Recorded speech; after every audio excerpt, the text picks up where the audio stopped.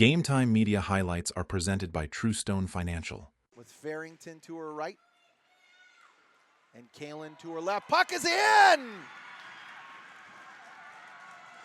He'll send that in.